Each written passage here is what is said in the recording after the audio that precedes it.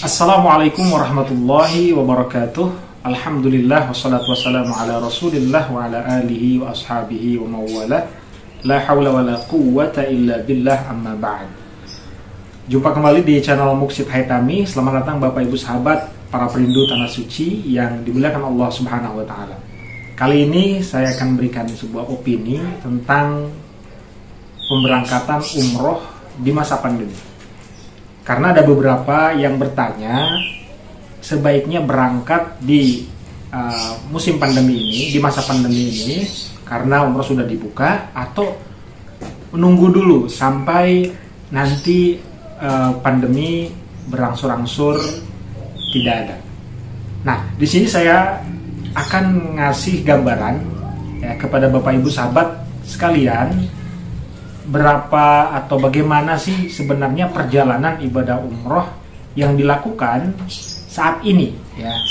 Nah, Bapak Ibu sahabat yang dimuliakan Allah Subhanahu wa Ta'ala, seperti yang kita ketahui bahwa alhamdulillah para jemaah sudah mulai berangkat ke Tanah Suci ya, dengan peraturan atau ketentuan yang lumayan atau cukup ketat, di mana para jemaah umroh tidak bisa menjalankan ibadah umroh seperti dulu ya, seperti dulu bagaimana perjalanan dimulai dari one gate policy, jadi satu pintu ya, pemberangkatan satu pintu, kemudian karantina dan lain sebagainya.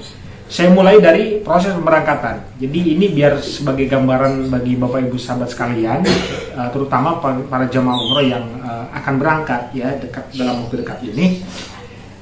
Jadi sebelum berangkat kita harus karantina dulu di asrama haji selama 1 hari sampai 2 hari. Tujuannya adalah untuk screening kesehatan. Ya. Jadi Bapak Ibu yang akan berangkat harus kemudian ke asrama haji dulu. Di sana nginep 1 malam ya, dicek kesehatannya dan lain sebagainya. Setelah dicek semuanya selesai, baru ke Bandara Soekarno-Hatta untuk berangkat. Ya. Berangkat ke Arab Saudi. Kalau misalnya tujuannya landingnya di Jeddah, ya, maka nanti Bapak Ibu akan melakukan karantina selama 5 malam, ya, atau 5 hari di Jeddah itu. Ya, setelah selesai karantina di Jeddah, kemudian negatif, ya, kemudian negatif, maka akan langsung ke Mekah atau ke Madinah, tergantung dari rute yang dipilih ya. Kalau misalnya taruh ke Madinah, berarti dari Jeddah setelah karantina 5 hari itu ke Madinah. Ya, di Madinah seperti biasa melakukan prosesi ibadah ya, seperti i'tikaf, kemudian ziarah dan lain sebagainya. Perlu digarisbawahi juga bahwa proses ibadah atau ziarah umroh di masa pandemi ini tidak seperti umroh-umroh tahun-tahun yang lalu sebelum pandemi, di mana jemaah bebas untuk keluar masuk dan lain sebagainya ya, ziarah kesana kemari bebas. Tetapi di masa pandemi ini ya, menurut informasi yang saya dapatkan dari tim admin yang kemarin sudah berangkat umroh, bahwa memang kalau kita ingin ziarah misalnya Raudhah, itu kita harus menggunakan aplikasi ya. Ke Masjidil Haram juga sama, kita harus menggunakan aplikasi ya. Artinya ada sesuatu yang bagi saya, menurut saya ini cukup sulit dilakukan oleh jemaah yang lansia. Ya, jadi saya tekankan di sini, kalau ibu-ibu, bapak-bapak sudah lanjut usia dan kemudian ingin berangkat umroh, maka harus dipertimbangkan terlebih dahulu, terutama yang ingin berangkat dalam waktu dekat ini, gitu ya. Karena saya tidak bisa. Saya membayangkan bagaimana repotnya kalau misalnya jemaah lansia ini gitu ya. Kecuali memang sudah sangat niat dan sudah siap dengan segala resiko yang akan terjadi nanti di perjalanan umroh tersebut. Ya. Nah, Bapak Ibu sahabat yang dimuliakan Allah Subhanahu wa Ta'ala, kemudian setelah di Madinah berarti kan kita akan ke Mekah ya, akan ke Mekah. Nanti paketnya tergantung dari travelnya berapa malam di Mekah, tapi biasanya 4 malam ya di Mekah. Kemudian di sana ya kita melakukan ibadah, lalu setelah 4 malam di Mekah balik lagi ke Jeddah ya, ke Jeddah untuk kemudian terbang pulang ke Indonesia. ya. Nah, ketika kita akan pulang, maka kita di tes PCR kembali ya. Di tes PCR kembali, apakah hasilnya negatif, apa hasilnya positif. Nah, yang ingin saya katakan juga bahwa ketika misalnya tes PCR ada yang positif, nah itu yang membuat nanti sulit gitu ya, karena pasti kan tidak boleh terbang atau harus tinggal dulu di sana. Nah, nanti nambah lagi biaya. Kemudian nanti bagaimana hubungannya dengan jemaah yang lain yang negatif ya, atau misalnya dengan tour leadernya, apakah tour leadernya nanti misalnya stay juga ya, ikut nemenin, atau harus pulang bersama jemaah yang negatif. Nah, ini juga hal-hal yang perlu dipertimbangkan ya, perlu dipertimbangkan menurut saya.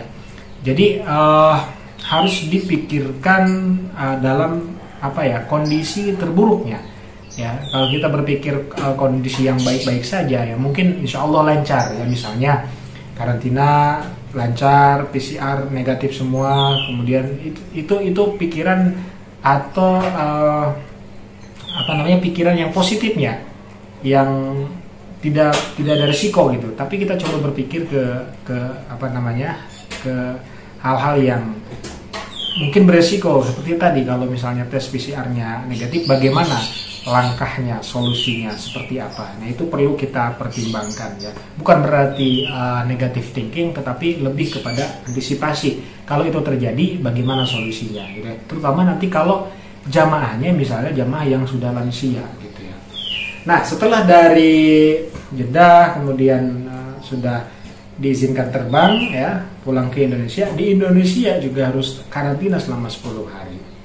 Nah, ini kalau kita total ya bisa sampai umrohnya itu selama meninggalkan rumah untuk ibadah umroh dengan kondisi new normal ini, umroh di masa pandemi ini ya, kurang lebih ya 1 bulanan gitu ya, 1 bulanan kurang ya, tergantung paket umrohnya di Mekah dan Madinah berapa hari, tetapi paling tidak 20 hari ke atas pasti ya, karena tidak mungkin umroh juga terlalu singkat di Madinah dan di Mekahnya gitu.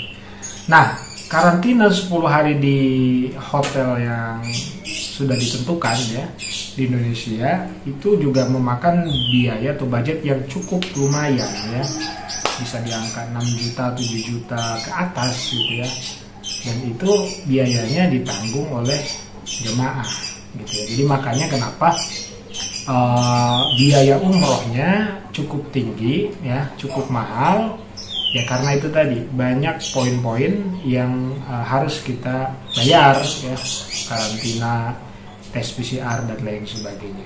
Tapi jangan khawatir Bapak Ibu sahabat sekalian, bagaimanapun ya, kalau kita sudah niat kuat ingin berangkat umroh, insya Allah kasih jalan. Ini hanya sekedar opini dan pandangan saya. Silakan ada yang memberikan masukan tulis di kolom komentar, kita diskusi saja ya. Terima kasih. Wassalamualaikum warahmatullahi wabarakatuh.